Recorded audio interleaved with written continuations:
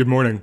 I'm very excited about today's conversation. It's with one of my favorite writers, the technology critic Michael Sacasas. If you've seen his writing before, it's probably been under the name L.M. Sacasas. What I've always found so striking and interesting about his writing is the set of frameworks and other thinkers he's able to employ to understand and work through the technological moment we're all living in right now. Many of us are now and have been for quite a while concerned with questions around how technology impacts our moral formation, how it affects the way we engage with others, with the world, with ourselves. Michael has been thinking and writing about these questions for many years now. I think his wisdom is especially important at a time like now, where whatever you think about where AI is going, what its capabilities and limitations are, it's hard to deny that it does alter our engagement with a number of the objects of our perception.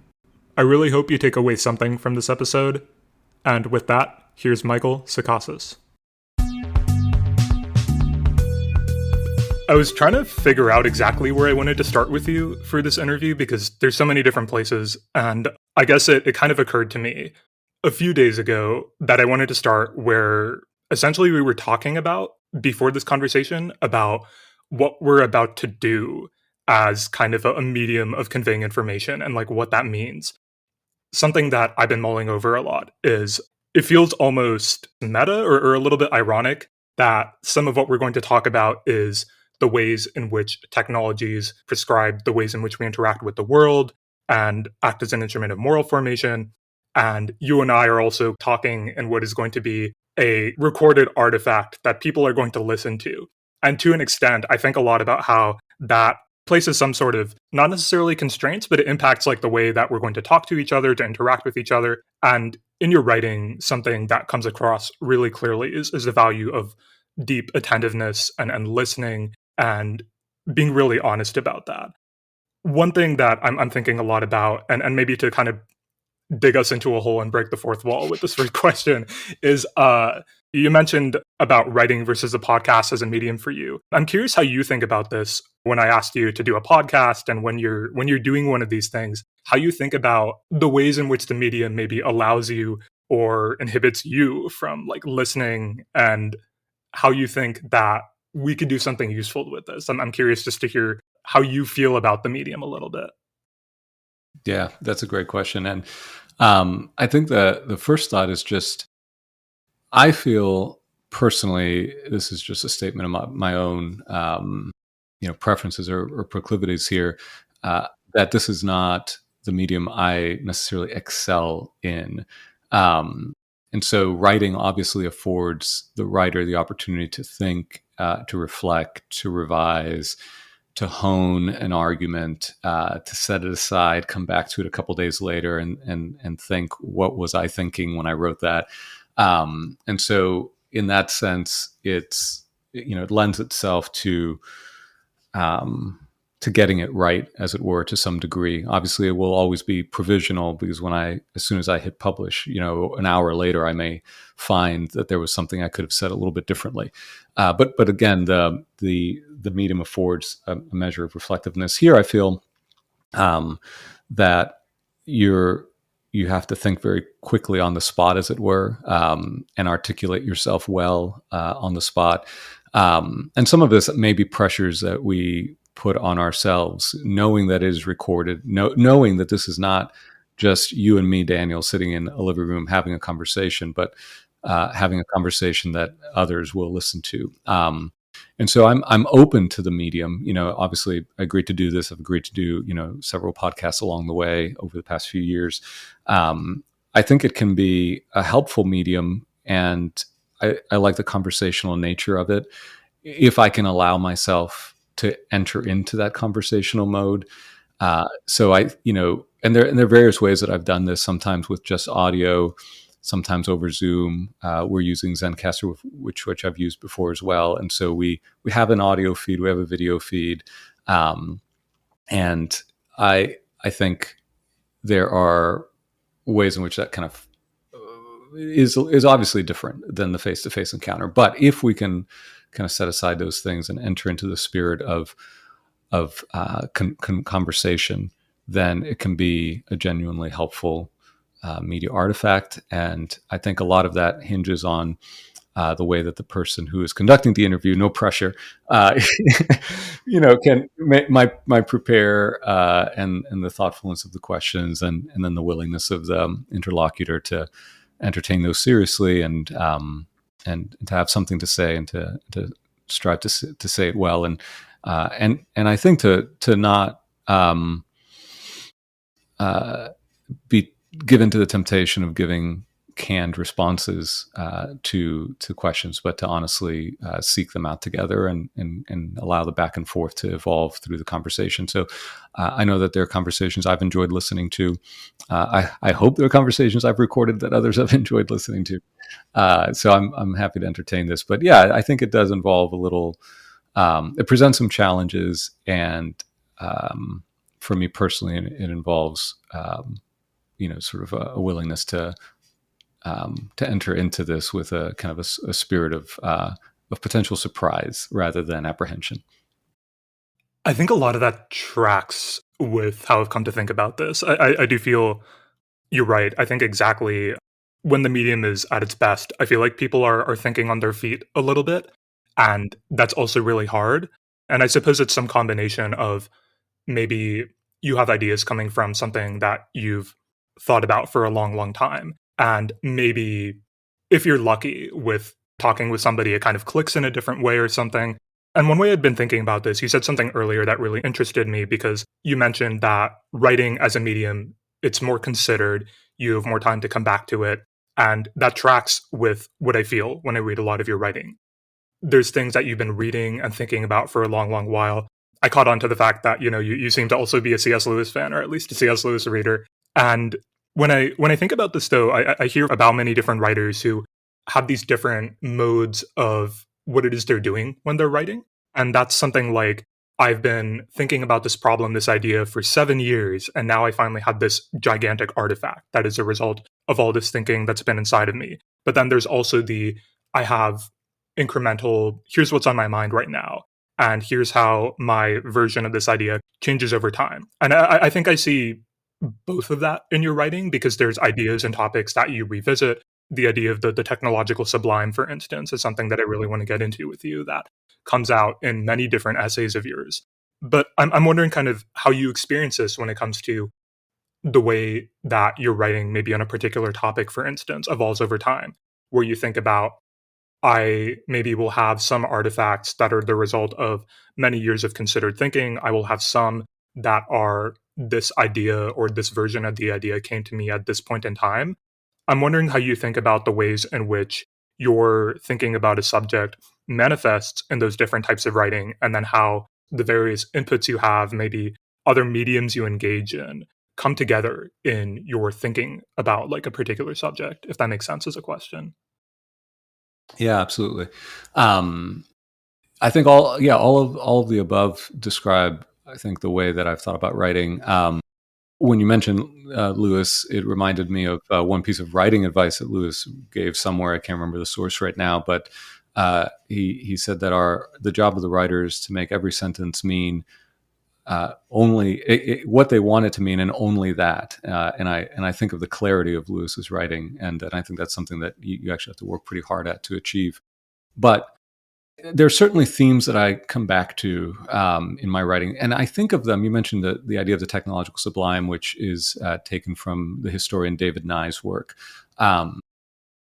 There are certain principles or ideas or concepts like that I just find helpful, and they lend themselves. They become lenses that one can slip on to get a better perspective on certain phenomena. And it becomes a matter of being able to pull that lens out and know when to apply it, when it would yield some fruitful reflections. So there are a number of lenses of that sort that I think are useful and recur in my writing. And so those there's probably this kind of dialectic, right, of using the lens and then sharpening your ability to use it, and knowing when it can be a good and helpful tool and when it's not.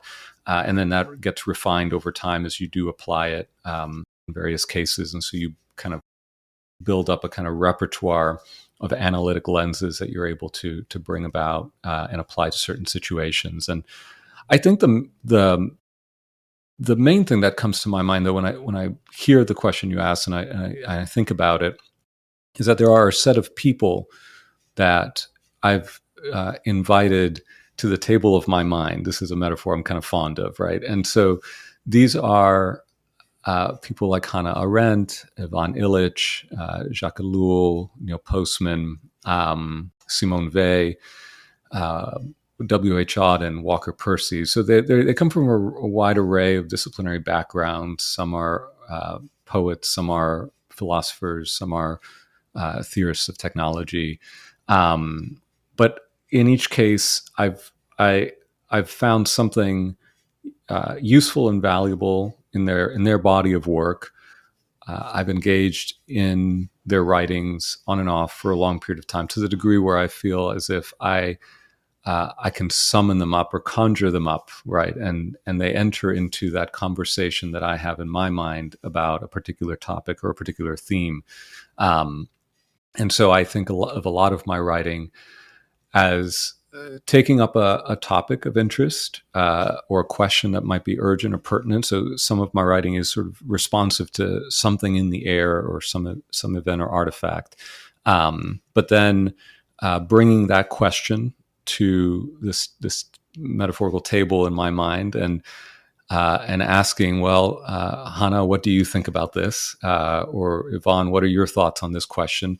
And then allowing that to kind of play out in my own thinking, bring the concepts they have developed to bear on the question, and finding that if there's a useful alchemy that kind of takes place there, that will yield something that I write, which will hopefully, have the traces of those conversations and those sources laced through it in a way that I hope illuminates. I never really think of myself as solving anything, but as clarifying questions, raising the right questions, bringing helpful perspectives to bear on certain issues and questions in ways that hopefully illuminate rather than darken the situation or the question. So I don't know. That's kind of how I think about what I'm doing most of the time.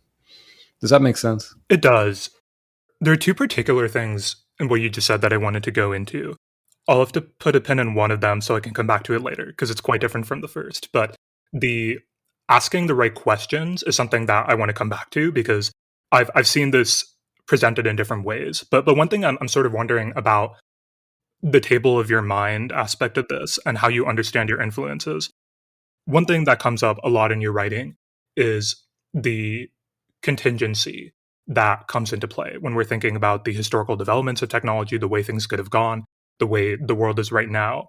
And I think so too are our influences, what kind of hits us most deeply, often pretty contingent.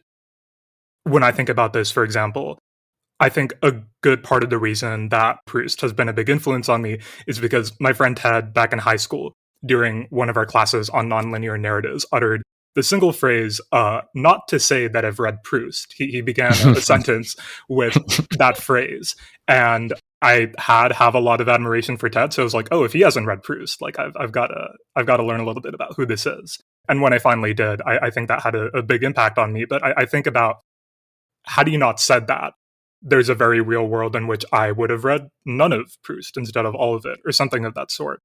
I'm wondering if there's something you've been able to put a pin in about why it's Arendt, Illich, Postman, these particular thinkers for you, whether that's contingent, whether it's what you saw in them as you were reading them, because a lot of that does come through in your writing. But I'm more wondering about what it is that for you is going on maybe a little bit in your life as these thinkers come to take a seat at the table, as it were. Mm-hmm. Yeah. That's such a great question. And I think the answer must be as idiosyncratic as every individual, right? Because you can just spin out the web of contingencies. I love that story, by the way. I have a very similar, very contingent story. I was not much of a reader, actually, through most of my young life, or when I was an adolescent and through high school, even entering into college, and had this very odd occurrence of being in an old Borders bookstore and deciding I wanted to read a book and picking up David McCulloch's biography of Truman for no discernible reason other than it was there, and it's a large book, and that book taught me to love reading. And that was a highly contingent event, right? I just happened to be there, happened to see that book, and it had this effect on me. So you're right. There's so much contingency here, but I describe it. I would describe it just as finding ideas and concepts, but also a mode of thinking. I think this is part of it. So I think of, for example, Hannah Arendt. I encountered Arendt for the first time in grad school when she was assigned, The Human Condition was a text that was assigned in a class that I was taking. I had found a lot of the other reading that I had done in grad school to be less than engaging, or I was struggling with it, doing it, but not really connecting with it. And then I read Arendt, and it was like a breath of fresh air in some respects. And it was her arguments. It was certainly some of the concepts she deploys, but I think it was also her mode of analysis. It was her way of thinking through these various issues that she was wrestling with, whether it's political action or the distinctions between labor and work. And so I was attracted in that moment because I suppose of contrary examples that were circulating in my reading at the time, finding her and finding a kind of moral intellectual seriousness that connected with me then, right?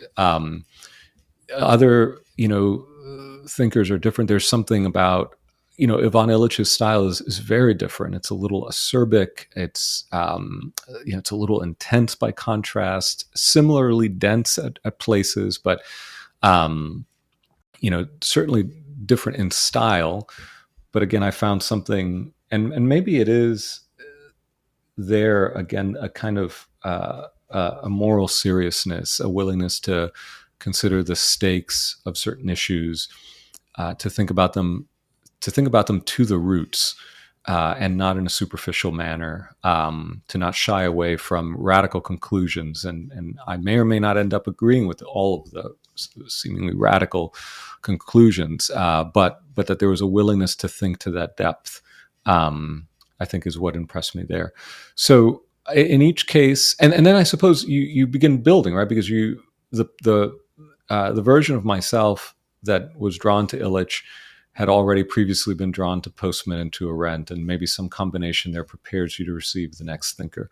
But in each of them, I find something of value, and there's something in the character of the author itself that I think drew me to them.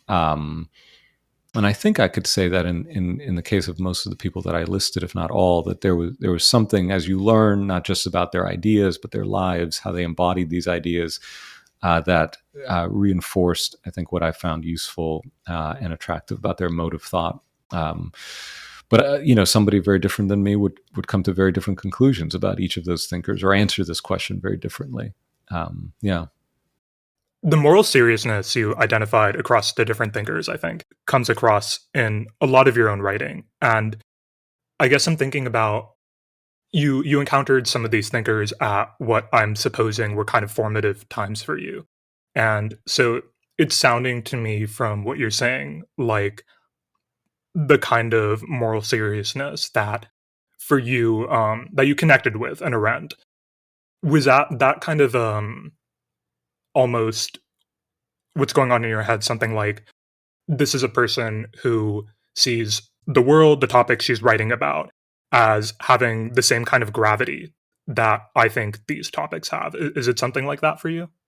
Yeah, I suppose so. I think, as you were repeating that phrase, moral seriousness, my goodness, I hope it doesn't come across as being pretentious, right? I think there's a way of sounding, I don't know, that could sound puritanical in the negative sense. It could sound, self-righteous. And I hope it doesn't come across that way at all. Not But to me.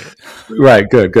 But I think that we all know that there are stakes to the choices we make, to the kind of life we're leading, to the kind of people we are trying to become or to be in the world, in our relationships, in our communities, and that these thinkers recognize that.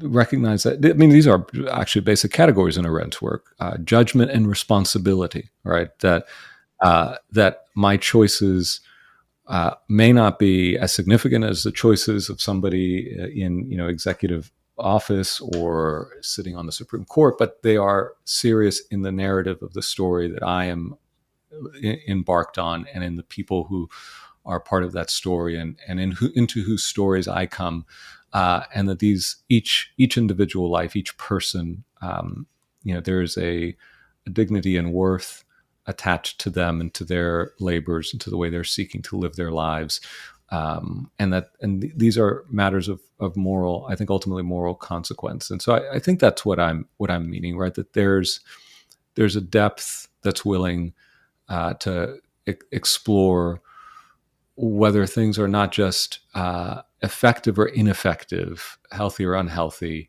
but whether they are good or evil, right? And these terms seem very anachronistic in some contexts, right? But I think maybe increasingly we're coming to recognize that these terms have real value and significance, and I wouldn't deploy the term evil very frequently necessarily, right? But that there is a good, and there is a failure to achieve that good in various ways in our own life, in our own relationships, and the way we relate to the world, the non-human world, and that we should strive for the good to the best of our ability as we have the wisdom to perceive it. I'm glad you brought up the language of stakes, because there's a part of me when I'm reading your writing, a lot of people's writing, but your writing in particular, because I think that you talk through a lot of the technologies that I've grown up with. For me, I'm 26 years old. I am still figuring out a lot of what it is to exist in this world, what it is to grow up, how I'm supposed to live out my life and do my work and engage with the people I know with some level of dignity and care and love, and all of these higher goods that I hope to embody as a human being.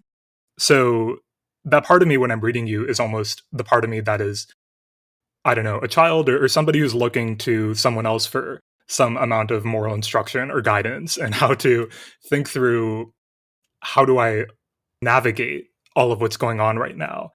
And I suppose I'm wondering for you, I know you mentioned that you don't want to take on, the pretensions that might come along with the phrase, like moral seriousness. But to the extent that you feel like your work is maybe instructive for others, or helpful in that kind of way, I'm wondering how you think about that, and how that maybe tracks with what you want your work to do for other people.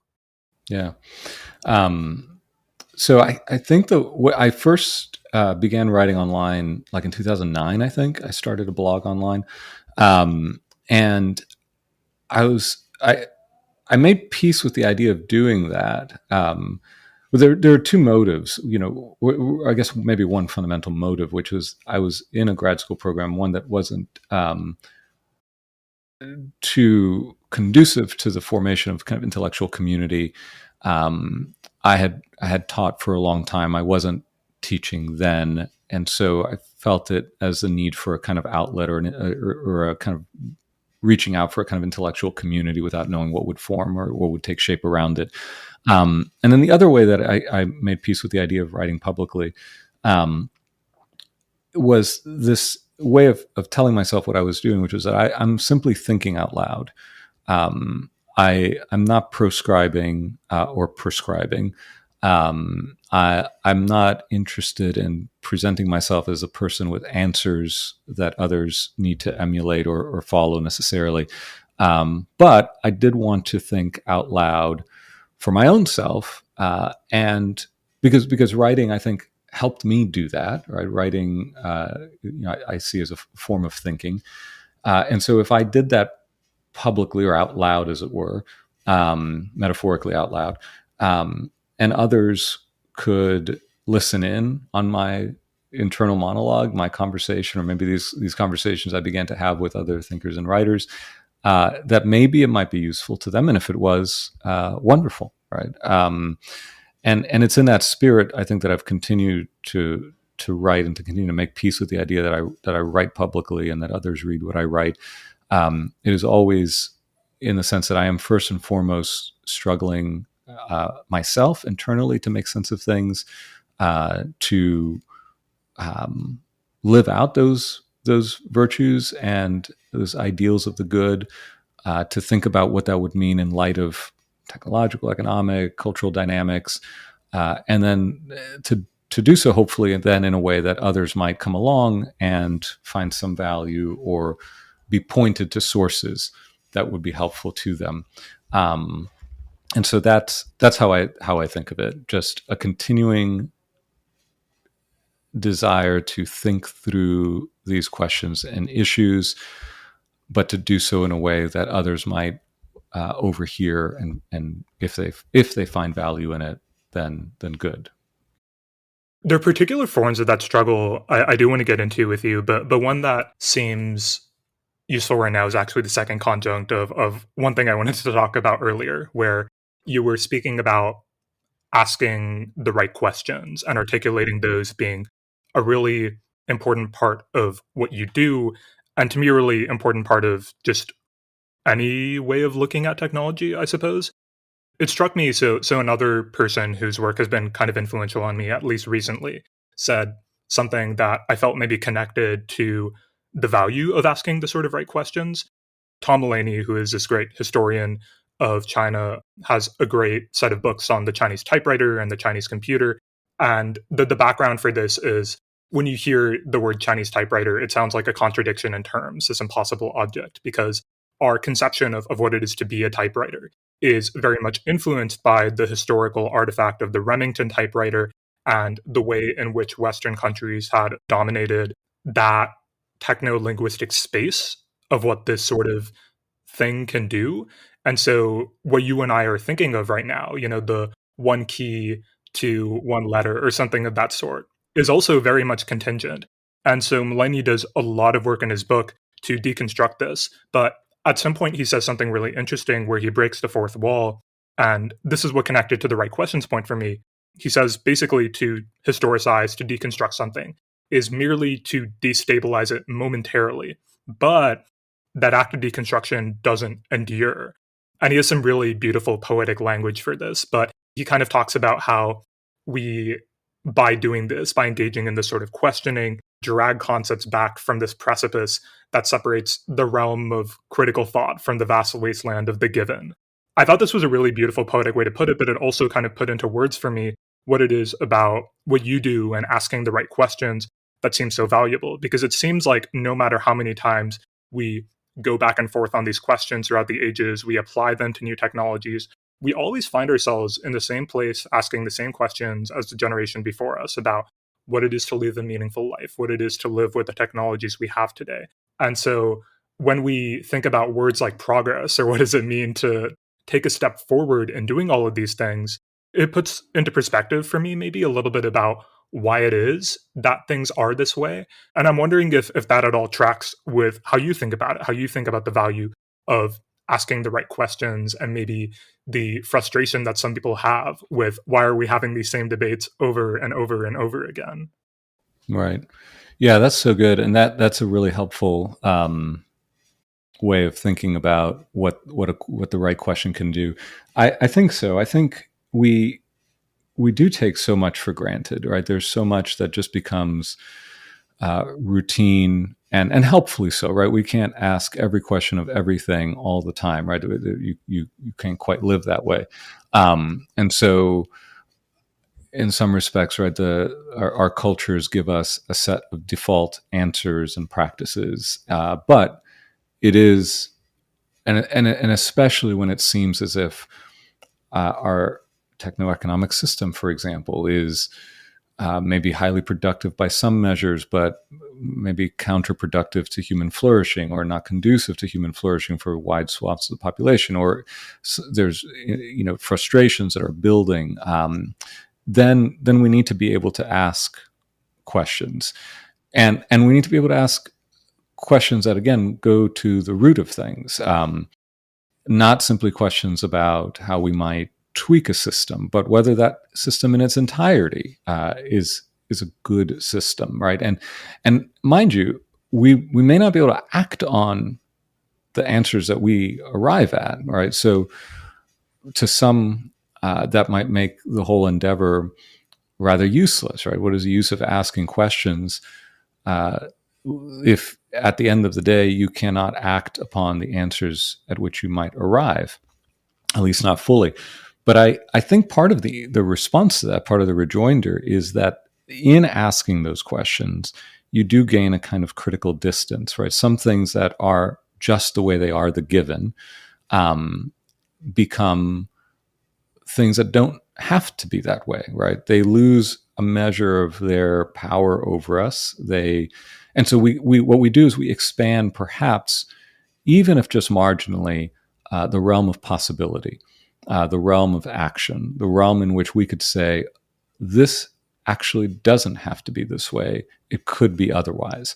And to begin, we actually don't know what the final fruit of such realizations will be, right? We don't know whether that begins to open up a crack in an edifice that to us seems immovable, but that crack, in fact, splinters and splinters over time as more and more people perceive it, and the world is changed in meaningful ways.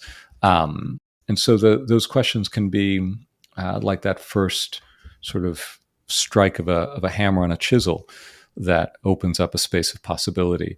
And some of these questions, of course, are just perennial human questions. I think it's a phrase from Arendt, I can't remember, where she distinguishes between questions that we seek actionable, she doesn't use the word actionable, but answers to, that we will put into action, and questions we simply live with, that we will continue to ask, because we are the sort of creatures that asks those questions, and we generate not so much answers, but meaning around our lives and around what we do because we ask these questions.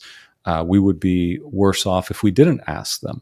And so there are these, again, perennial questions that we do come back to. Each generation has to ask them again and again. Each individual may, at different stages in their lives, want to ask these same questions. And along those lines, I've become fond of saying that we have to be willing to ask the seemingly stupid question, right? The question that seems absurd by the dominant terms of the society in which we live. I think of Ivan Illich as somebody who was willing to do that. And so, in our context, I've said that leading into asking, why ought I to be productive, right? Productivity is just taken as a kind of default good. And I think we should ask that question, right? Why, or at least on whose terms, or by what measures?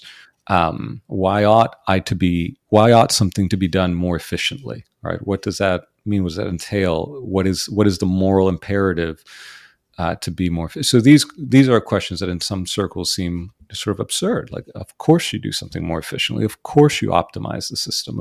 Of course. But I think it's worth asking whether that, of course, really ought to be there or not, right? So those, all of we could go on and on about the value of these kind of questions, but I think that the perspective you outlined, and what was the name of the historian again, because it slipped my mind? Yeah, Tom Mulaney. Tom Mulaney, yeah, it sounds like fascinating work, and those are indeed, really poetic reflections, and they certainly resonate.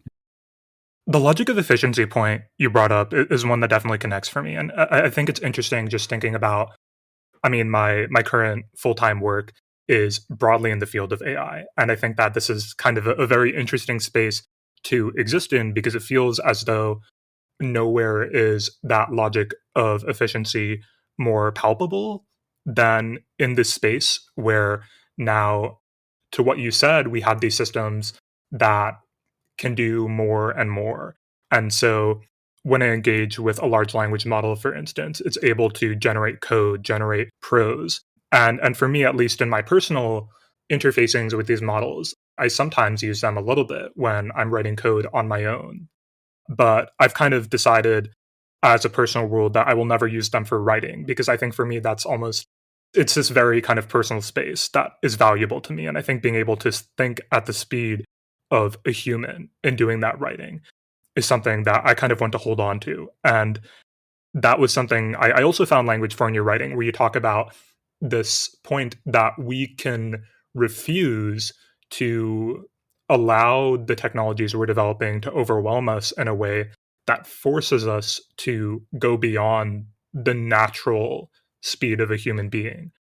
I'm wondering how that shows up for you. It feels like there's just so much pressure to, if you want to stay employed, if you want to keep up with everyone else, as it were.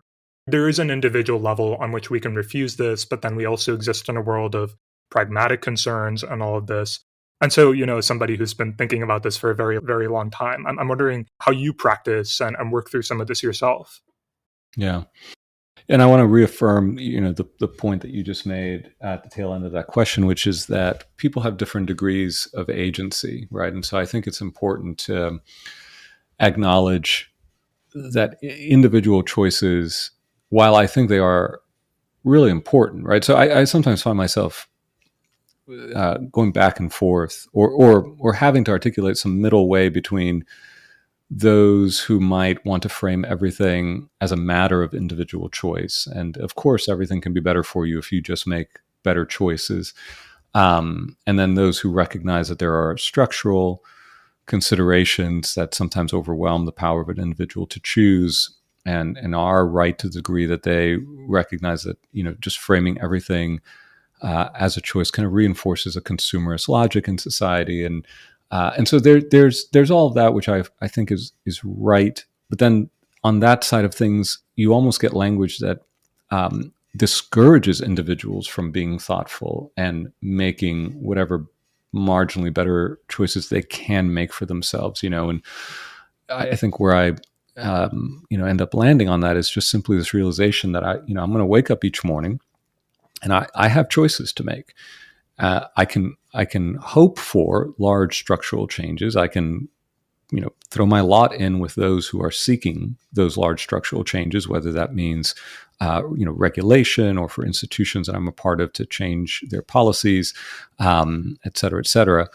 But this day, as soon as I get out of bed, I have choices to make. And so I need to think about how to make the wisest and best choices I can make for myself, for my family, for my community, for the people I work with, et cetera.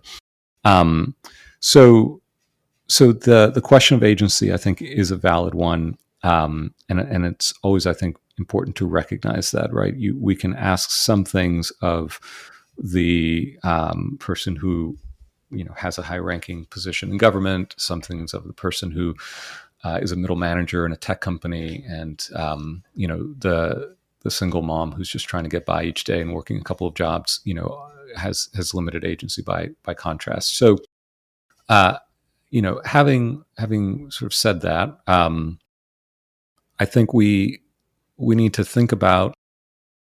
So in thinking about efficiency, like you mentioned, large language models, for instance, right? So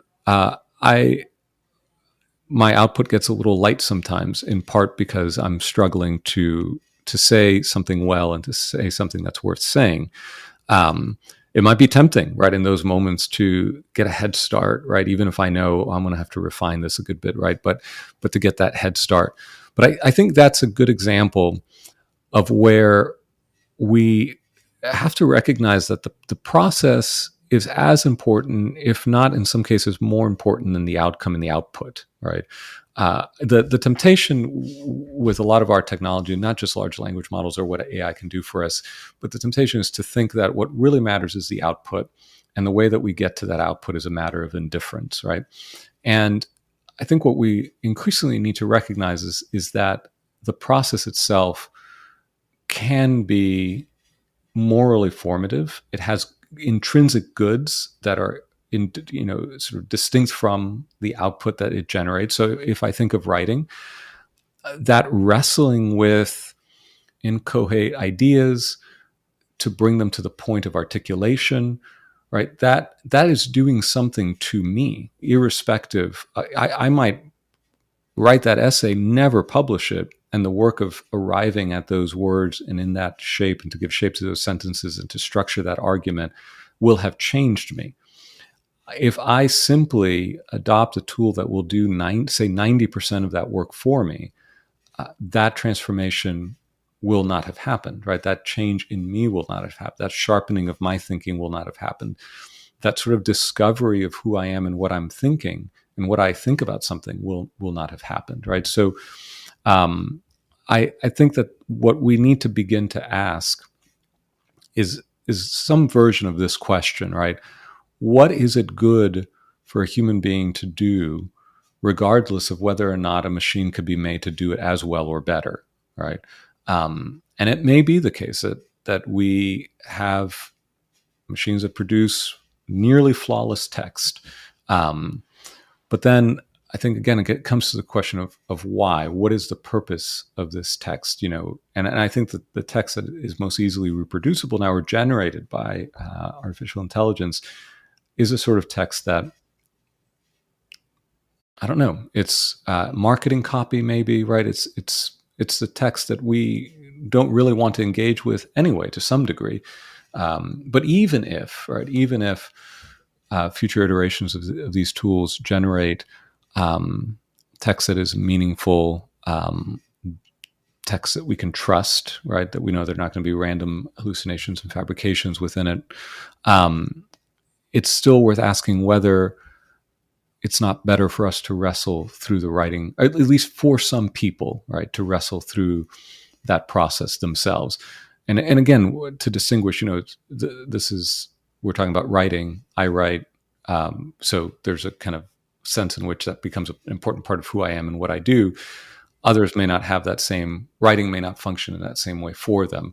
Although I think we're, as human beings, our language, our capacity to deploy language, whether that's in writing or in speech, is very important. And so to whatever degree our capacity to deploy language is outsourced and in that way diminished, I think there are serious stakes. So not just for the writer, but for any language using animal, which includes us as a human species, right?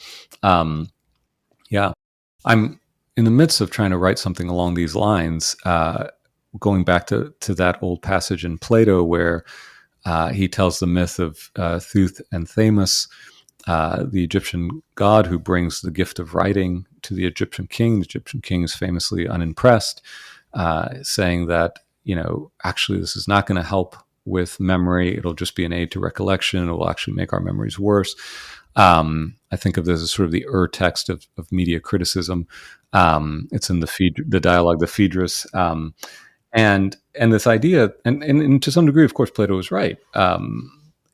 We do, the minute we're able to outsource our remembering, right, we are able to find more information, but the information we carry within diminishes. And I think of large language models being on the far end of a trajectory that began at that point with writing, as we began to outsource our memory. And of course, that outsourcing lately took the shape of these giant archives and databases of knowledge that make the internet possible, which made the kind of data scraping that empowered large language models possible, right? So if we had not outsourced our language, that kind of data intake would not have been feasible. And now the way it comes full turn, of course, is that we have trusted ourselves to writing, to video, to all of these ways of outsourcing our memory and our capacity to retain within even just words for things, right? Or figures of speech, analogies, metaphors, all these tools for thinking that we no longer internalize. And so what we find then is that we have a great difficulty in articulating ourselves. we have a great difficulty in because we've shrunk the internal store.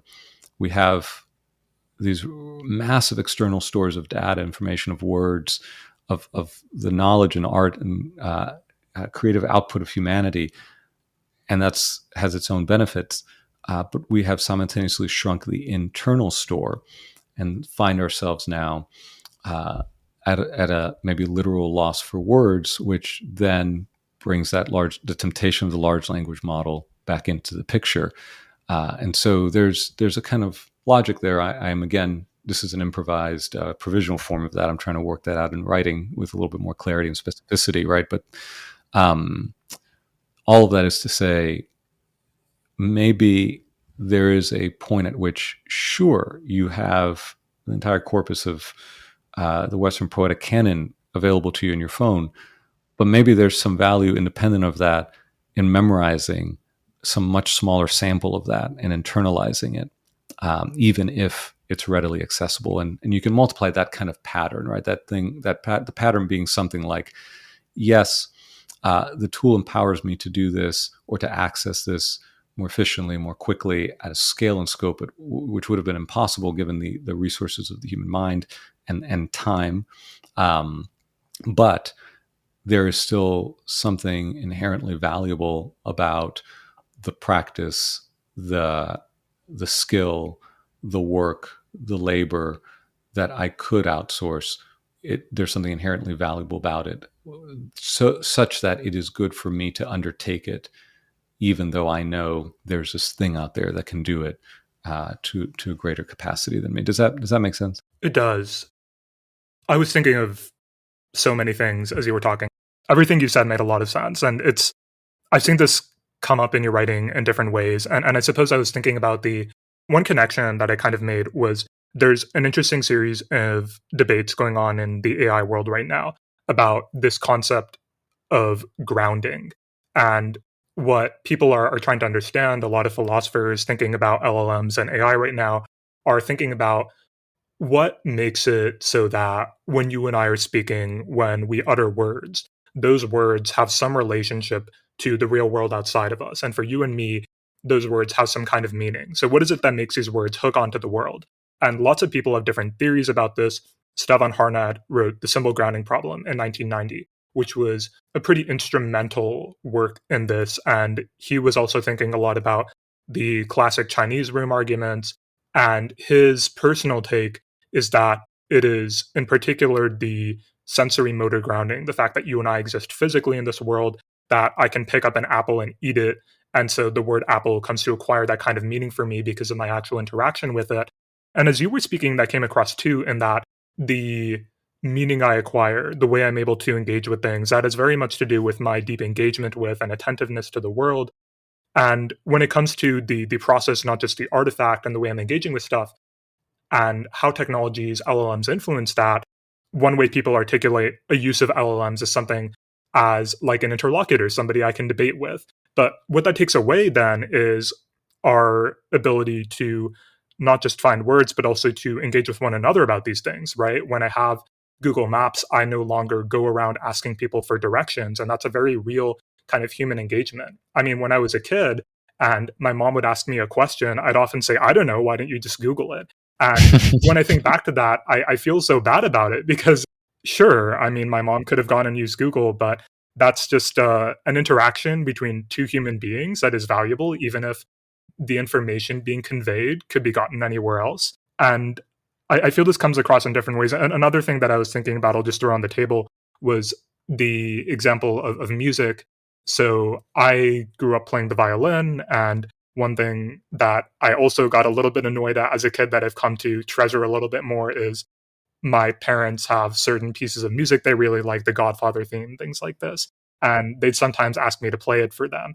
And I'd be like, no, I want to like go play my Mendelssohn concerto or something else that I was enjoying more. But when you think about it, sure, we can listen on YouTube to some great violinist play whatever piece it is we're thinking of to the heights of perfection, but it's totally different to have somebody sitting in your living room playing it for you because that is your family, that is somebody who has taken the time to engage with this deeply, a little bit personally, is doing it for you. And that's a totally different way of engaging with this music and thereby engaging with the world that I feel like we forget, and that I definitely forgot, and that I'm trying to remember. And I'm wondering if that tracks for you, if that's something that you think about. Oh yeah, absolutely. I think I would just give a big affirmation to everything you just said. The GPS example. This is one of the points that I raise when I talk about GPS. Is to see it as part of a pattern, and I think this is. I wanted to say something like this too when we were talking about the question of agency, because there's also this dynamic where there are things that you and I might do taken singly, which are ultimately truly inconsequential. But they maybe are parts of larger patterns that taken whole across society become, in fact, rather consequential, right? So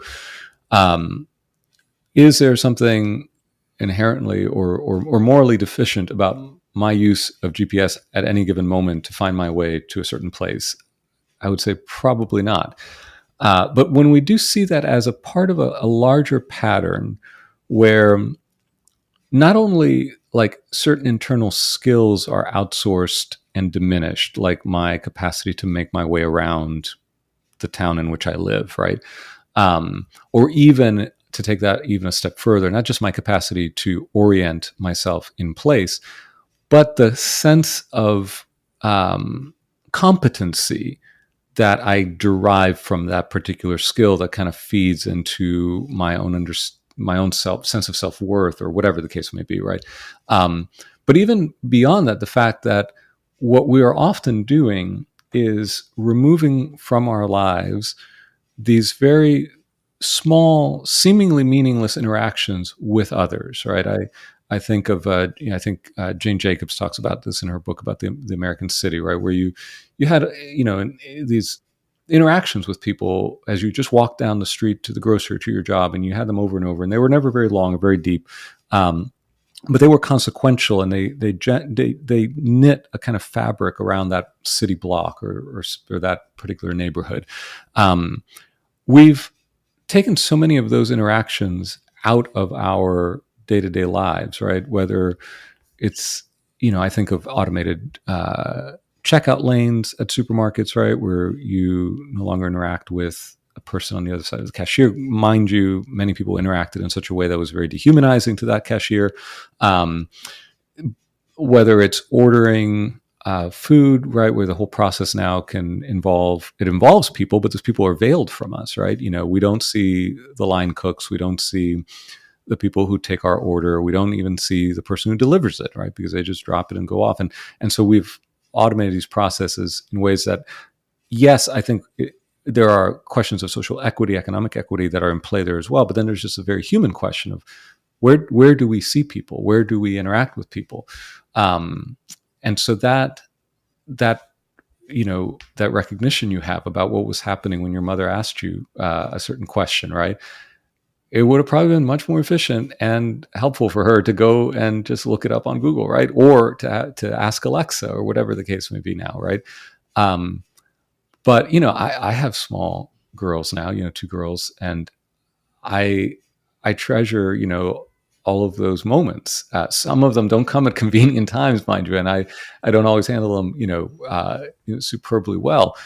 But I wouldn't want to do without them, right? Because what is happening is just an opportunity to relate, to connect, to feed into, over weeks and months and years. This is the stuff of relationship, right? It seems trivial, but this is I think what builds the kind of the depth of our relationships. And if we always choose to circumvent those interactions, because very often interactions with people are the most inefficient points in our day.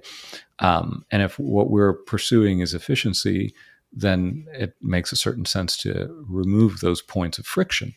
But by the same token, those points of friction are, I think, what makes our lives part of what makes our lives meaningful. Both the friction of learning to play the instrument, say, rather than simply call up on YouTube or Spotify, a particular track, and then offering that, as in your example, to your family. I Those are the sorts of things I will remember with fondness in my old age, right? How much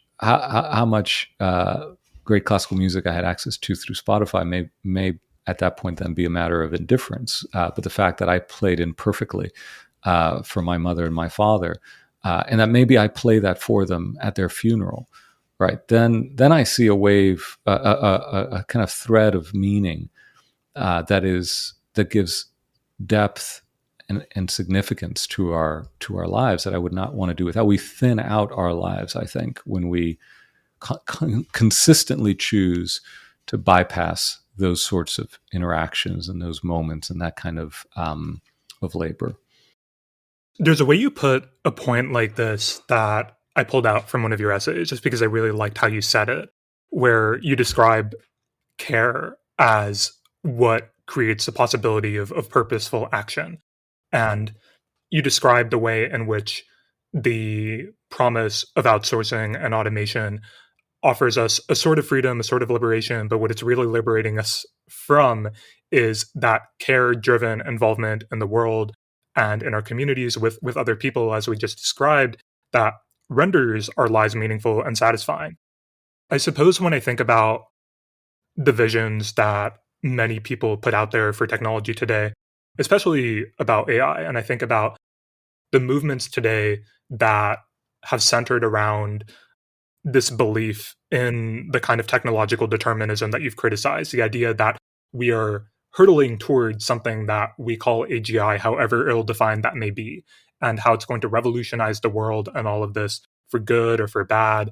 I don't know how to think about, I have lots of misgivings and thoughts about the visions people espouse sometimes, and a lot of it troubles me, and a lot of it feels kind of quasi-religious in ways. Some of it feels very explicitly religious, where there's this aspect of I'm going to submit myself to the building of this thing that is going to change the world in all these ways. It's almost as if people are thinking I'm going to create God from my keyboard in a way. I'm wondering to the extent that you've seen, paid attention to some of this discourse, some of the ways people are thinking about all of this right now, in what ways it strikes you, if you feel similarly troubled about it, or how you look at it, some of it. Yeah. One of the things I began noticing when I first started thinking and writing about technology, and I would, read a lot of, the popular press, commenting on new technologies, on, this would have been the late 2000s, early 2010s.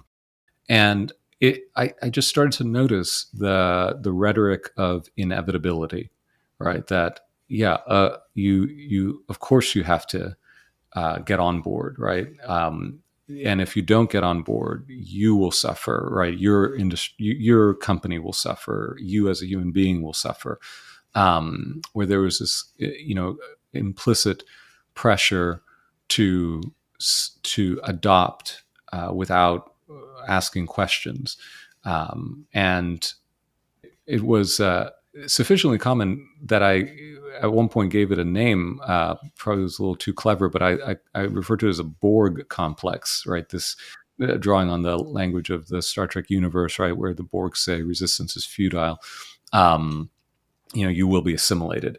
And a lot of people talked about technology in that way, right? Resistance is futile. You're going to be assimilated.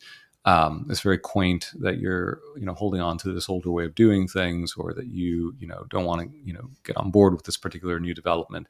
And then one thing you begin to notice over time, and that by paying attention to the history of technology, that you notice is that a lot of things were inevitable that didn't come to pass, right? Or there are a lot of things that emerged and seemed inevitable and then faded away because something else supplanted it.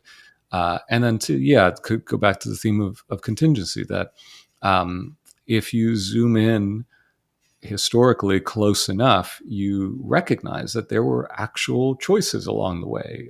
There were factors that had nothing to do with the technical aspects of the technology, right? They were political, or they were economic, they were aesthetic, and they gave shape to that emerging technological artifact or system. And so the inevitability is sort of an illusion generated by a sufficiently macro-sized look at the development, right? Or it stems from something other than the technical specificity of the artifact or system, right? Often it stems from economic pressures or the economic system in which the technology is emerging. So yeah, I think it's always useful to push back on the rhetoric of inevitability. I think it's Virginia Heffernan has a great line. I don't know that I'll recall it word for word, right? But anyone who is trying to tell you what the future is going to look like is just trying to own it, right? Or something to that extent, right? That more often than not, the rhetoric of inevitability is deployed by people with a vested interest in the success of the thing that they're telling you is inevitable, right? And so I think that's reason enough to question, to poke around, to be more critical when you hear that kind of language. And then yes, a lot of it is often explicitly, especially with AI more recently, right? You can see this. It's explicitly almost religious in its orientation. I've written a bit. Another one of these ideas, along with the technological sublime from David Nye, concepts that I found useful is the late David Noble's invocation of the religion of technology, right? As he traces back to the turn of the first millennium in Western history, this confluence of religious ideals and technological development, such that, Noble says his thesis is not that we can metaphorically speak of people who treat technology as if it were a religion, but that very literally religion and technological development in the West have been interlinked with one another. And so a lot of the language of inevitability has this religious inflection, a kind of spiritual inflection, where it's fated, right? This is a matter of destiny. We're ushering in a new era of human perfectibility, or we're bringing about the necessary evolutionary development of man into something that is post-human in nature, or you're bringing about a kind of godlike entity in the arrival of AGI or non-human superintelligence. And so I think, again, when you recognize to raise a point about historicizing, when you realize that this way of envisioning technology, framing technology, does have a kind of long history, specifically in the West, then it I think at least generates a little bit of skepticism about these claims, and it helps us again ask maybe some pointed questions about its development and its purported inevitability. And I think again to ask, for what end, to what purpose, for the service of whom, right? If we buy into the idea of inevitability, or if we treat technological development as a kind of outworking of a quasi-religious force in human history, then you almost have to surrender to it, right? You just sort of put your hands up and say, well, so it is, so it must be.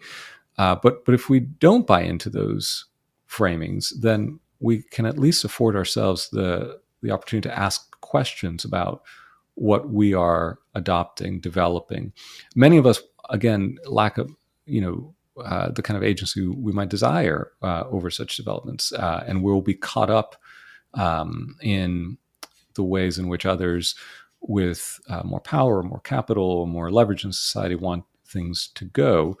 But we can at least not buy into it, right? And seek to where, I think the two options, or the three options, I should say, this is a little simplistic, right? But we can, in the case of new systems and new technologies, ask ourselves whether we have the capacity to refuse, to make outright refusals, or to embrace happily those things that will, in fact, enrich our lives in meaningful ways, or whether, more likely the case, we negotiate, right? We put certain parameters around the use of our technology. We think wisely about how we can deploy it within certain bounded limits, so that we do derive some good from it, but can curtail its more negative consequences. But that, again, all involves asking questions about the nature of the technology, understanding how it's likely to affect our lives and our communities, and refusing the idea that it's inevitable. We just have to, slavishly adopt and hope for the best. Something that seems worth pairing with the inevitability logic, which I've also been thinking about a lot, is I feel among some of what you brought up, I was thinking about ways in which we've maybe recast and begun to think differently about what it is to be human and what our capacities are in light of what is this kind of self-reinforcing cycle of we build technology and then we have this kind of revisionist sense of what it is we were doing, where we came from. That includes the technologies we're now familiar with because we've grown up with them, because we've been using them all the time. I'm thinking about one of the examples you talked about in one of your essays, I believe, was the perspective on God during the first 7 days as a builder of sorts. And I think a lot of people who might be building technology are like, well, I relate to that. This is what it is to be human or to be trying to achieve the divine or something. You might think of the Prometheus myth in a similar cast where it's, this acquisition of practical reason, creating fire, and the kind of sundering that comes along with that, and how this is maybe deeply human. And along with that, too, the sense that people are more and more saying today about how humans maybe aren't so special because we had these LLMs that seem to have all these features of personhood. And I guess a lot of what I think about with that is the reason that we might think this way is that we've narrowed the bounds of personhood and what it is to be a person to what we can imagine given the limits of our technologies. I mean, a lot of people who are like me, who work in software, spend much of our day sitting in front of a computer, staring at code. That's a great part of life. And so naturally, you're going to think about the moment that some of this gets automated. That's a big part of my life. And so that's a big part of who I am because you come to identify with that. But that's still an artifact of these same contingencies, these technologies we built that didn't have to be that way.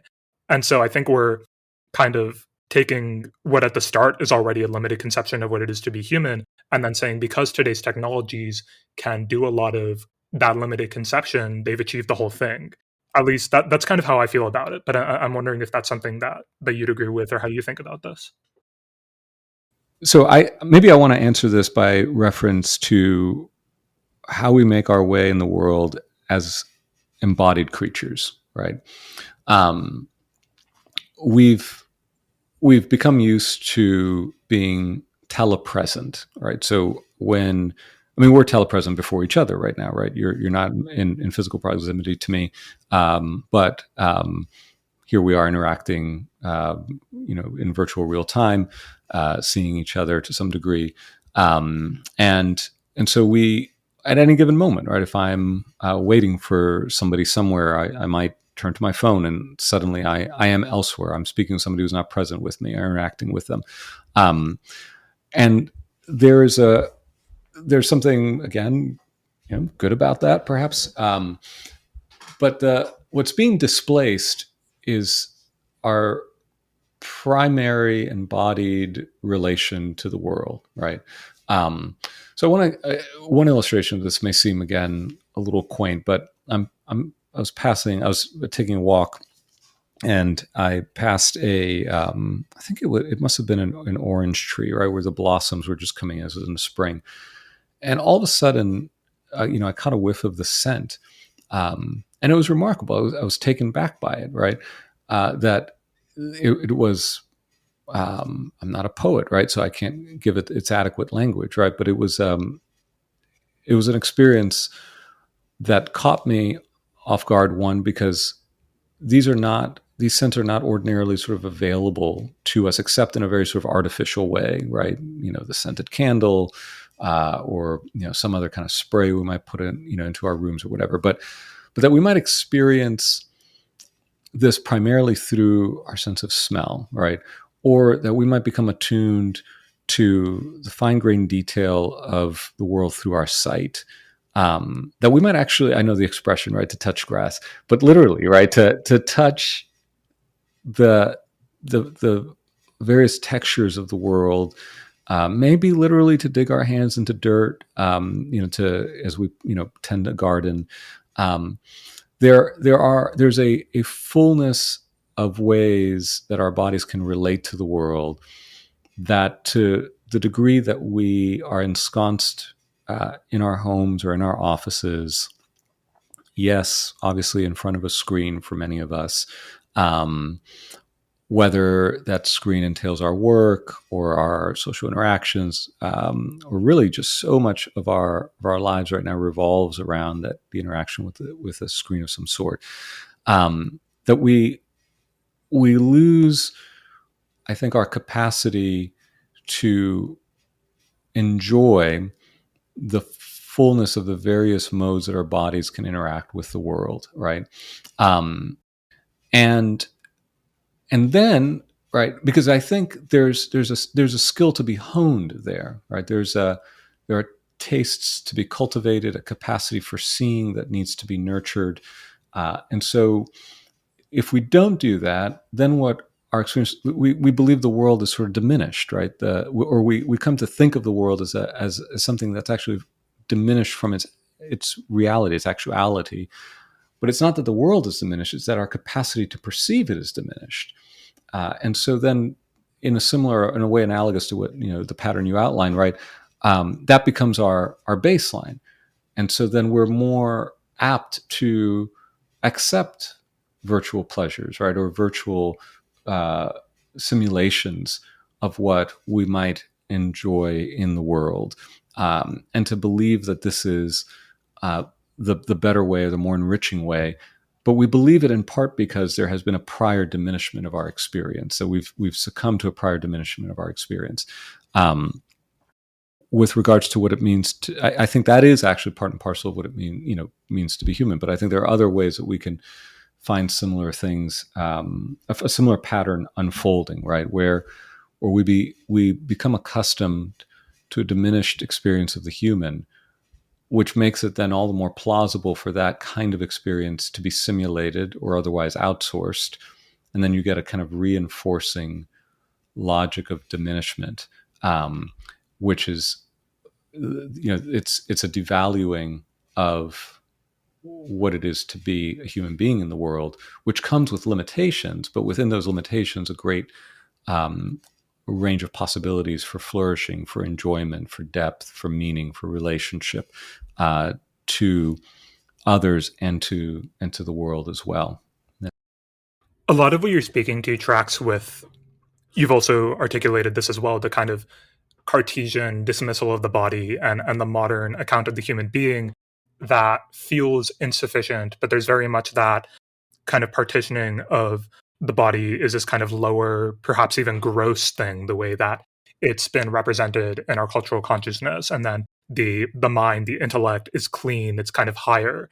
And there was something that I think, was it Megan O'Glyben? It was God, Human, Animal, Machine. I might be misremembering the name of the book, but she wrote something about this that was kind of like in the evolving sense of what it is to be human. I think she painted it in a way that almost felt like a dichotomy to me. Maybe not exactly. I think she's more considered than this, but it was something like the modernist account of the human took our intellect, our higher cognition to be what made us uniquely human.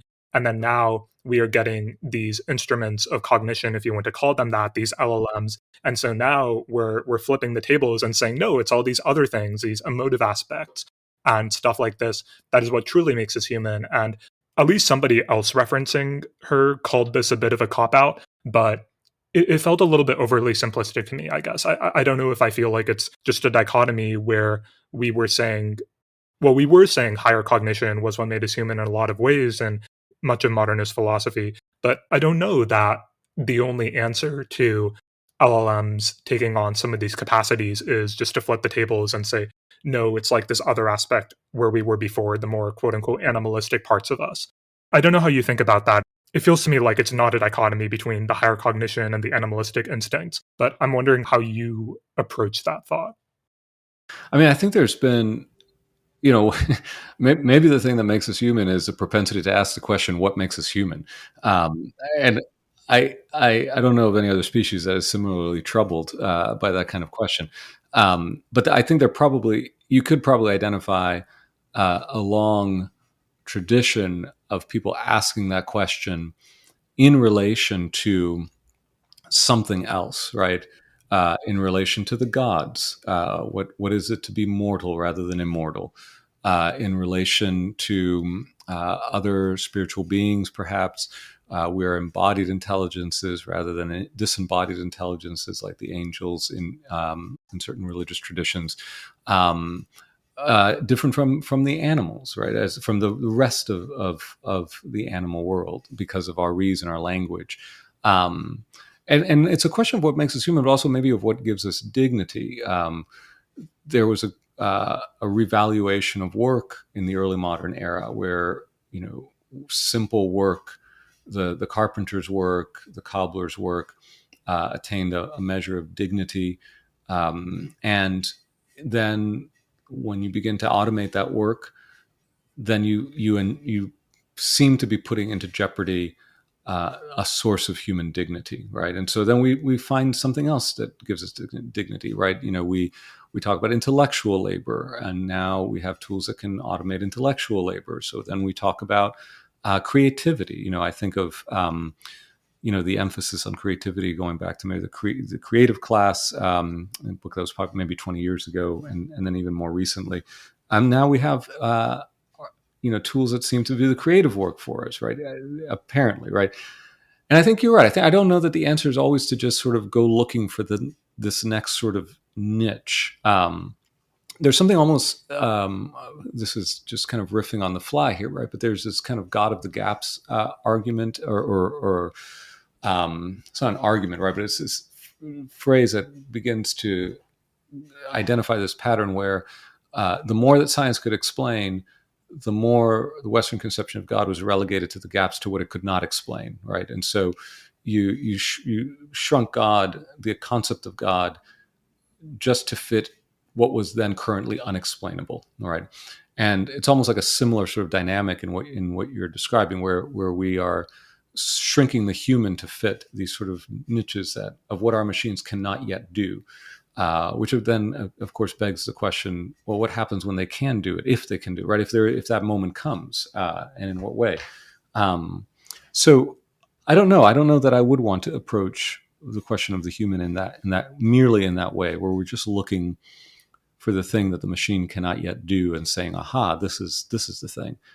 I think it's rather all of that together. I think it's also our embodied status, the fact that we feel our way as bodies in the world. To go back to very briefly to the previous discussion about what gives our concepts grounding in the world. I would be strongly inclined to think that our embodiment is at least an integral part of the answer to that question. I think of Lakoff's book, Metaphors We Live By, right, where he talks about these, our mind's fundamental drive to understand the world through metaphor, and how so many of the foundational metaphors are a reflection of the fact that we are the kind of upright creatures that we are, making our way in the world. So that, up and down take on almost these kind of universal metaphorical values across human cultures. Depth and shallowness, cold and hot, have these metaphorical values that seem to be just laden throughout human language. But they are such because we are embodied creatures, right? And so that embodiment and our, I think, the definition of man as of the human as a rational animal. There's a book by the philosopher Alistair MacIntyre. He writes, the title of the book is "Dependent Rational Animals," right? And that little addition there, I think, goes a long way, right, in saying that we are born in dependency to our fathers and our mothers and our community. We may die in dependency to a younger generation, to those who will care for us in our infirmity.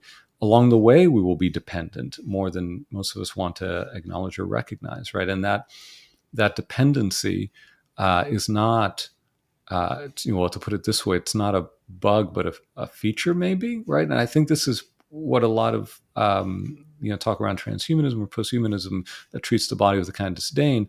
It sees it just as a sign of our infirmity, a sign of its reality is simply the reality of a limit, and it's not a limit to be accepted, but to be transcended. And in that way, though, I think we are dismissing the way in which we, in fact, are and remain dependent, which means dependent on others, which then presupposes the need for community, strong communities, and friendship, right?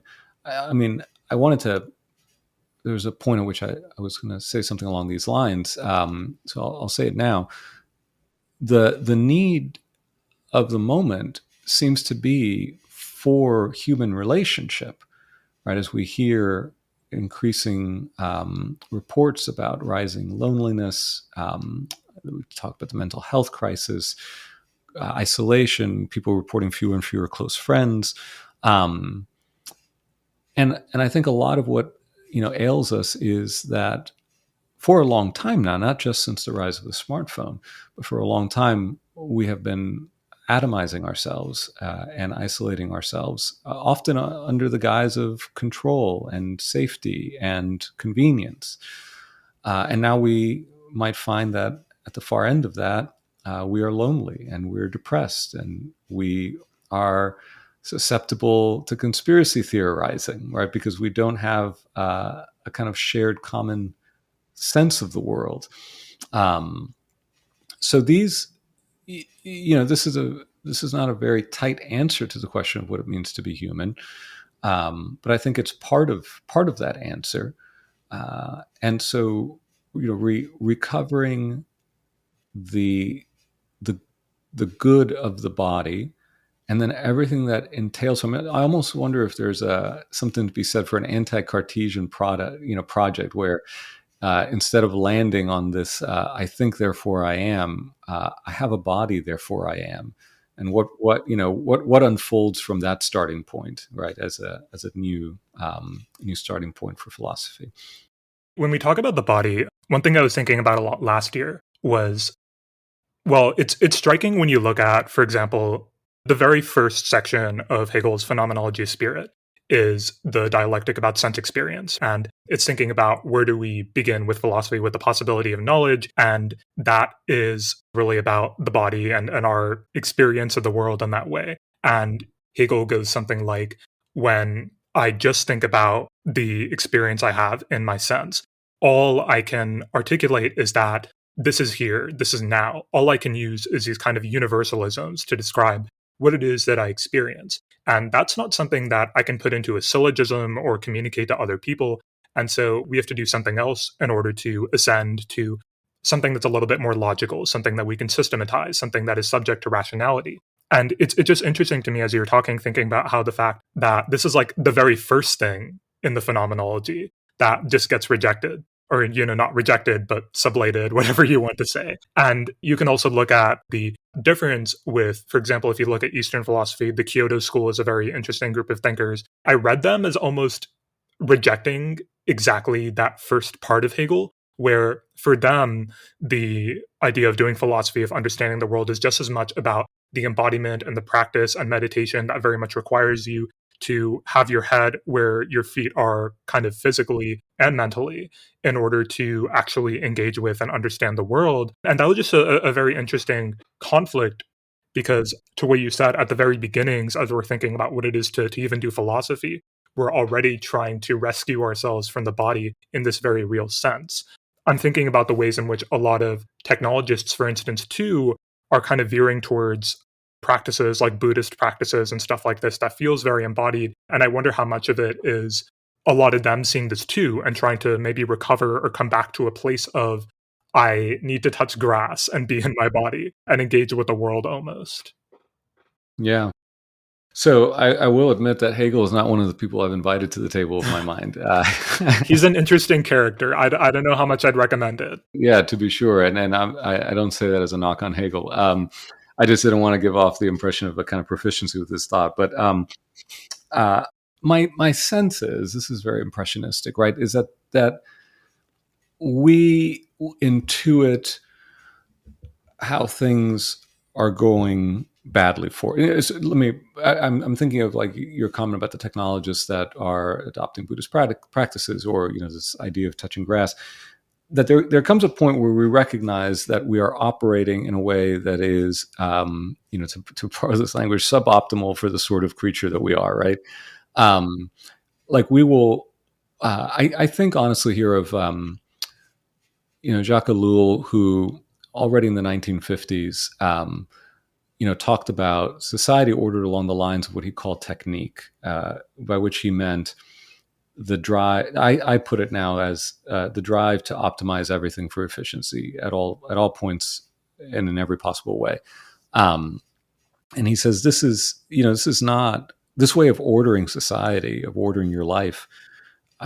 It's not conducive to the flourishing of the human creature, right? We are not built for this. We're not made. We're not. This is not an environment in which an environment ordered towards our good, given the limitations of our body, of our emotions, of our mental, intellectual lives, et cetera, et cetera. So what we do then, he says, he traces these developments of this first layer of technique, the second layer of technique, and then the third layer of technique are human techniques. So these are techniques to help the human animal cope within the system that he has now created for himself. Because without these coping mechanisms, the human component of the larger machine will begin to malfunction. And so we may turn to pharmacology. Recently I tend to think of sort of the wellness movement in this line, along these lines. Again, there's some real need being identified there, but usually as a kind of patch that doesn't question the larger system that is causing the need for these kind of patches and cures and human techniques.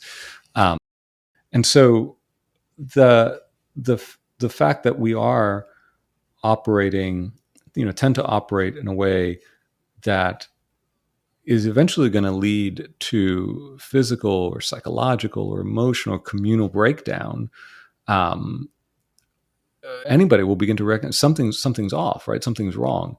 And I think increasingly people are coming to that realization, right? And are at least willing to entertain the possibility that the things that they have assumed to be just unalloyed goods, right? The adoption of any new technology that appears, the default settings of modern consumer society, the way we think about the progression, the good life, right, as a life of consumption and accumulation of goods and experiences, right? That there's some fundamental problems with this way of thinking about life, about the technological infrastructure of our life, because what it is generating are various degrees of burnout or depression or isolation or community breakdown, et cetera.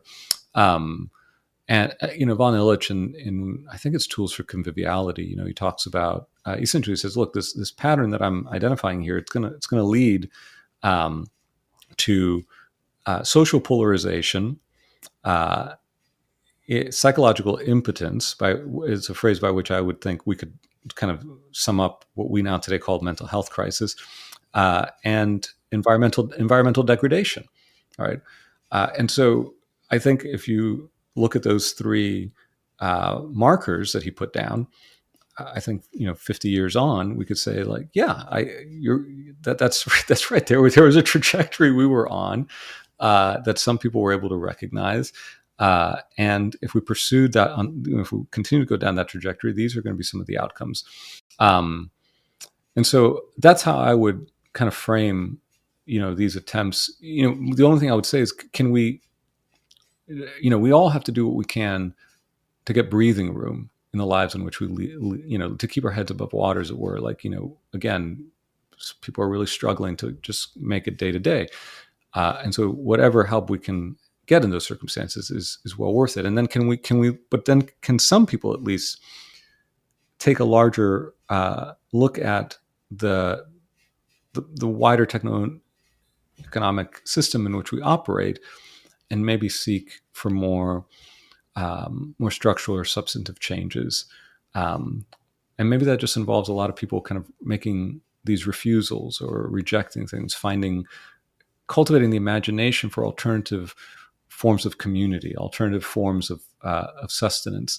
And it does seem as if more of those kind of experiments in living are beginning to be undertaken, right?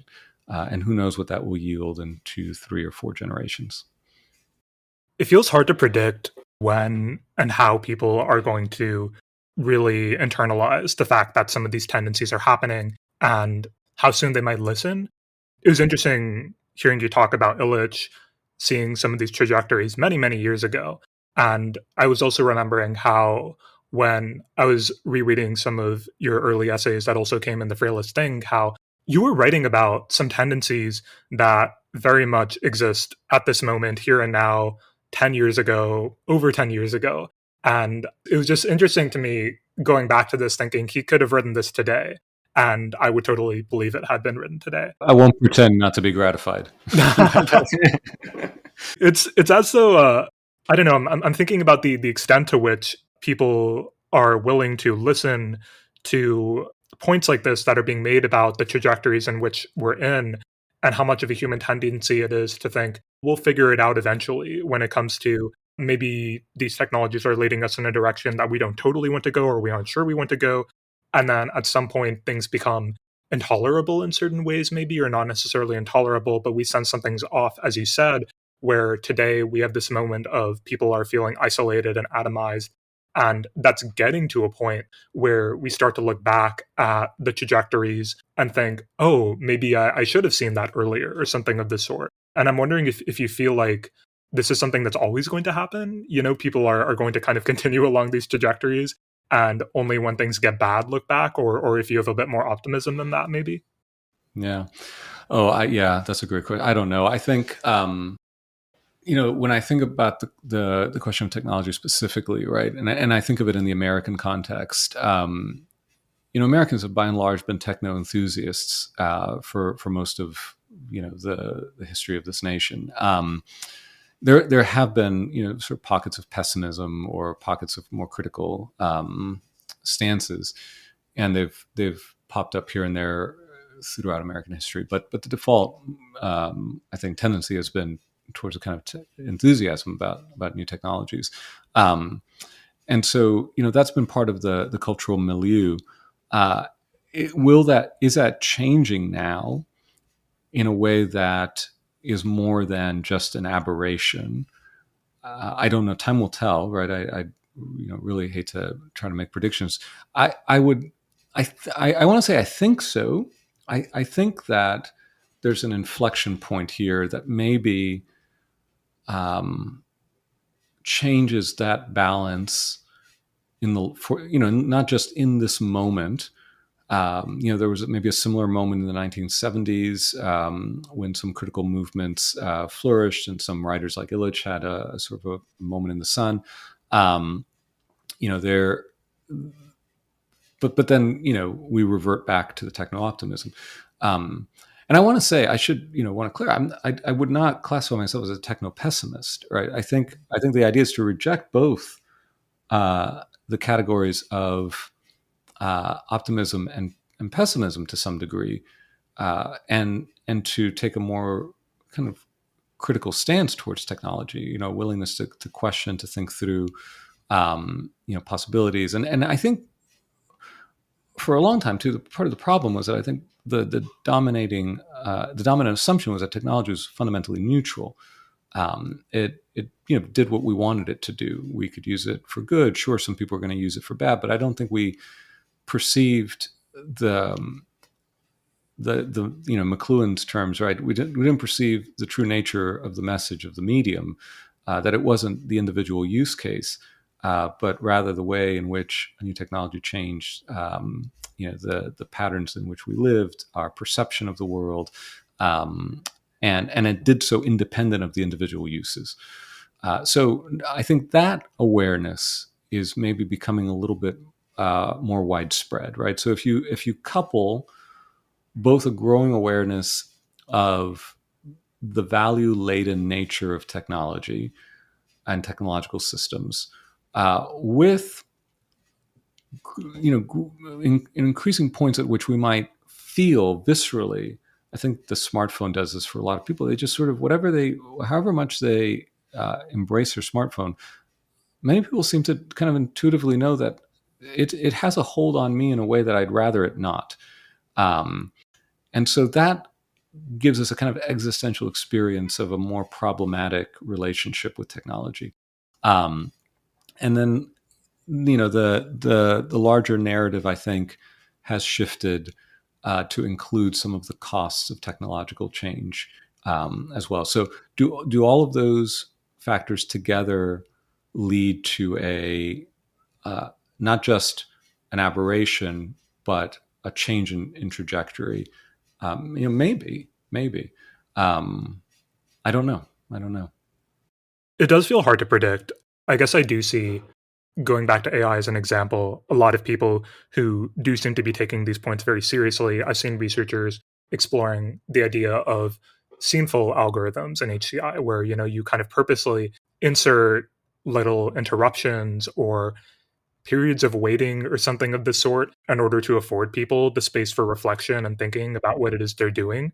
And it's those, maybe to go back to using Mulaney's language, these kind of momentary disruptions, destabilizations that seem like what we can really do. When you brought up McLuhan, one of the things I was thinking about was there's this little section in, I think, the second half of Understanding Media, where he talks about the ways in which the technology of the alphabet, especially in its Western sense, prescribes how we look at the world, and the ways in which we look at events as sequential and ordered, very much the same sort of criticisms that Hume made of the logical causal connections between events that we can't empirically observe.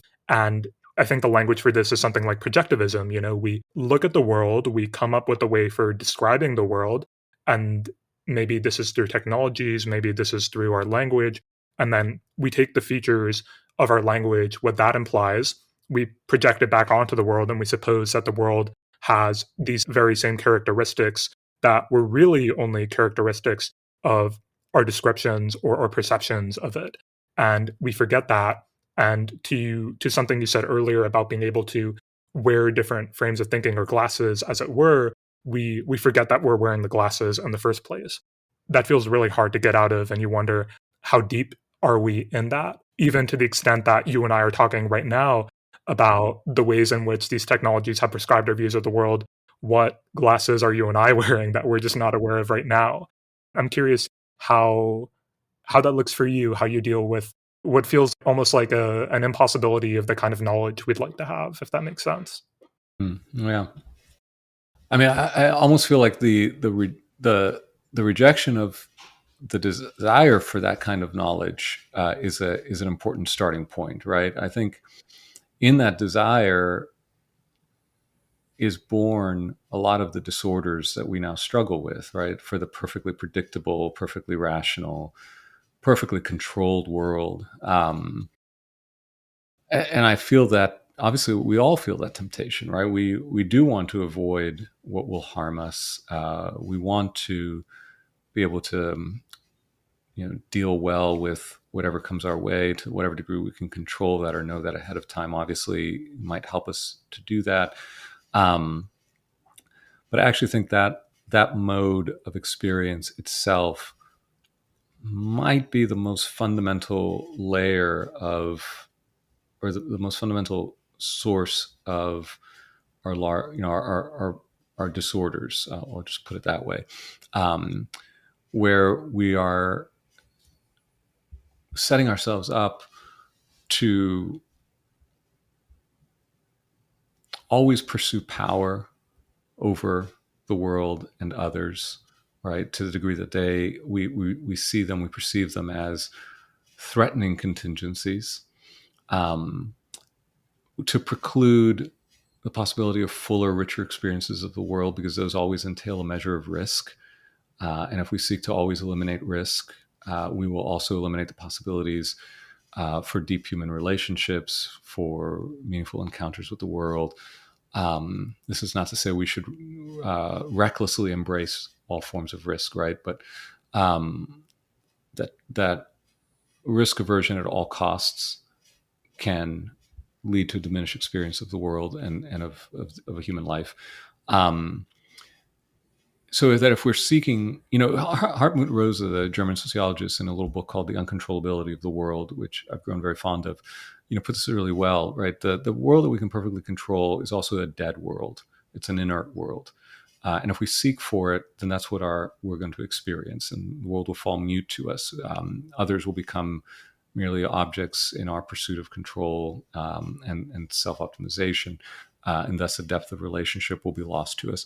And so I think this is, my own deepest ways of trying to orient myself in the world are also religious, and I try to write in a way that doesn't preclude others who don't share those convictions from finding some use in what I write. But I would say that it is a willingness to receive the world primarily as a gift, and that's a kind of posture that I try to bring to how my way of being in the world. That the world is not fundamentally a project for me to master, but rather it is a gift, and I need to relate to it accordingly. And the specifics of that, of course, we can spend another 2 hours perhaps talking about. But that's the way I would try to, to begin to make my way in the world, which then makes me think about the promise of technology differently, maybe more critically, or at least that particular lens, encourages me to adopt a different kind of relationship to technology, because I'm trying to adopt a different type of relationship to the world. Yeah, there's a deep kind of humility I hear in that, and I'm thinking also at once of the idea of mastery over nature. I was also thinking of a really nice quotation to summarize some of this that you mentioned in one of your essays that I think Gandalf says about how despair is only for those who see the end beyond all doubt, and we do not, which I really liked as a way to put a nice spin in a lot of this. I'm thinking maybe a good last question before I let you go is, it feels, I don't know, among all this, as you said, we can't predict the future, we can't know everything, we can't see the end beyond all doubt, but not knowing everything naturally provokes anxiety in humans like you and me. And thinking about future generations, your children, for instance, like what kind of world do you want them to live in? I wonder, for you, the work of technology criticism, as I think we've talked about, it's this repeated labor. It feels really difficult. There's part of me that kind of reads your work and wonders how often you get tired just in having to think about this over and over and over again. I'm wondering how you think about how you hope the world will look for you for the rest of your life, for your children, what you think a positive vision of that looks like. Yeah. So I don't get tired, but not because I have some kind of virtue of resilience, but only because to get tired, I think almost implies like this. And I don't know if this is what you were envisioning or not, but I hear that almost, and I think it's like it's the person who says, "Oh, when will these people kind of get it?" But as I said, it's actually more like when will I get it, right? Or it's a constant reminding of myself of what I ought to to seek and pursue, and then kind of recurring desire to be thoughtful. So I think that's part of how I experience that, without a kind of world weariness, and I think as far as that positive vision, there's a lot one could say. Sometimes I feel that what I want to encourage is that kind of the fullness of the human experience, right? So there are many dimensions to the human being. Rationality is certainly part of it, right? An ability to reason to some degree is part of that. So we should cultivate that. But human relationship is another, right? Community, relation to the world, appreciation for beauty.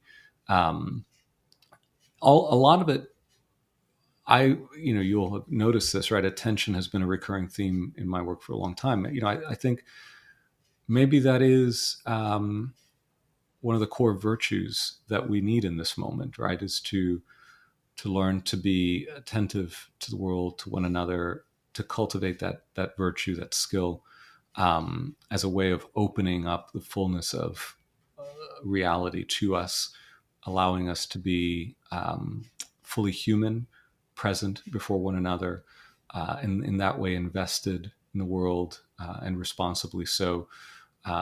So to not outsource our living to whatever promises to do that for us, right? Yes, to embrace a measure of risk. I think that's important as well.